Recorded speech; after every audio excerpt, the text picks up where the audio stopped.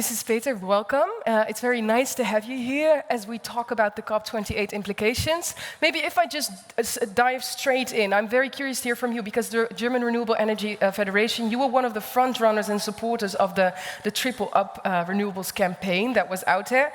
Now that this demand has found itself in the final declaration of COP28, can you maybe sketch for us what the momentum and sort of opportunity it poses for the renewable energy landscape here in Germany? Yes, of course. Thank you very much. So, fast-tracking the energy transition by accelerating renewable energies is a most important pathway to reach the climate goals, the Paris climate goals, and this momentum, those goals of the COP28 of tripling renewable energies until 2030, doubling energy efficiency is a very important step. But we need more. We need more because in this tripling until 2030, the people on the COP always think the nuclear energy too. And nuclear energy, and we just heard it in the session before, is not small and is not cheap.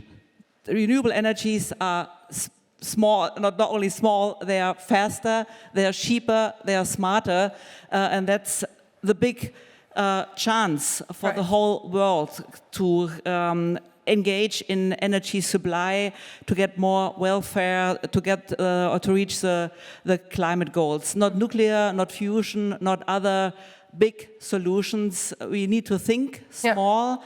With wind and solar, they are the cheapest energies globally, and in addition, and that's our point in Germany at the moment, in the power strategy, to think the flexibly organized energies like bioenergy, hydropower, geothermal, in addition the batteries, so storage, and a sector coupling like green hydrogen, because this is a decentralized backup, a small backup for wind and solar.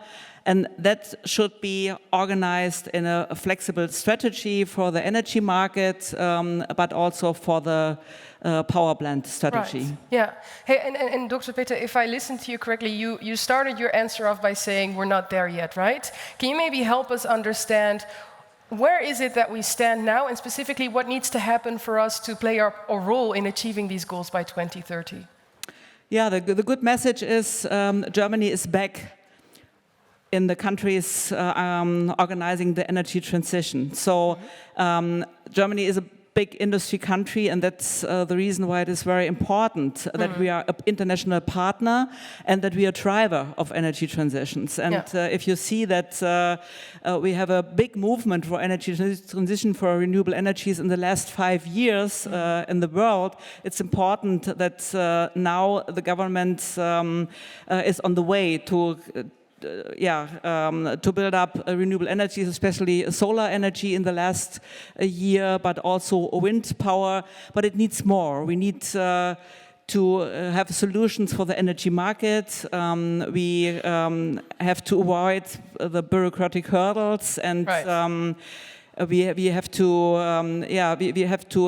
enable the people to invest, the people and the utilities to invest, and therefore financing is not only a theme for the global community, but also for Germany.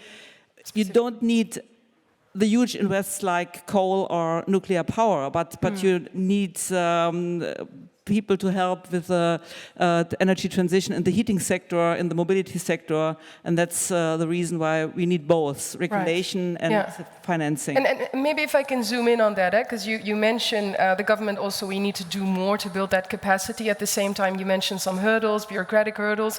Can you maybe shed some light on some of the obstacles that we're still facing, and also the political action that we need to see? Because I hear you tiptoeing towards that direction already, so I'd be interested to hear more.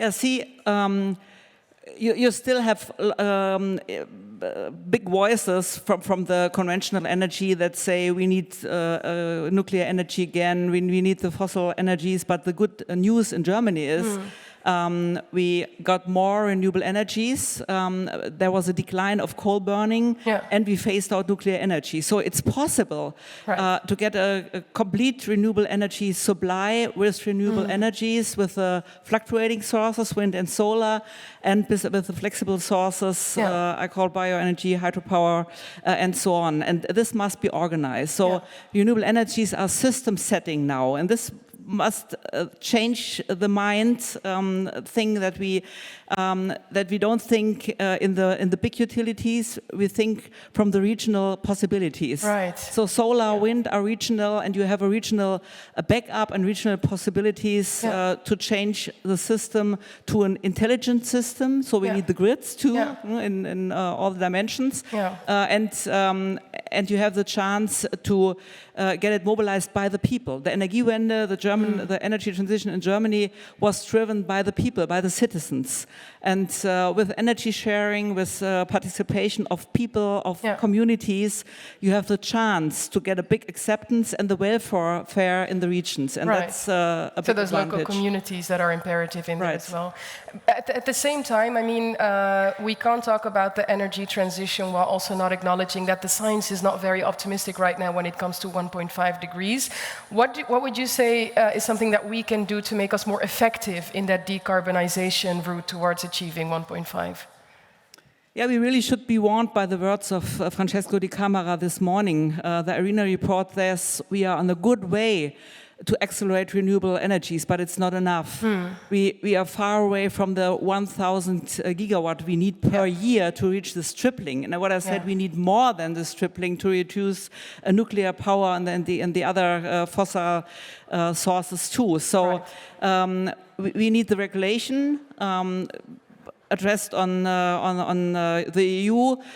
We need to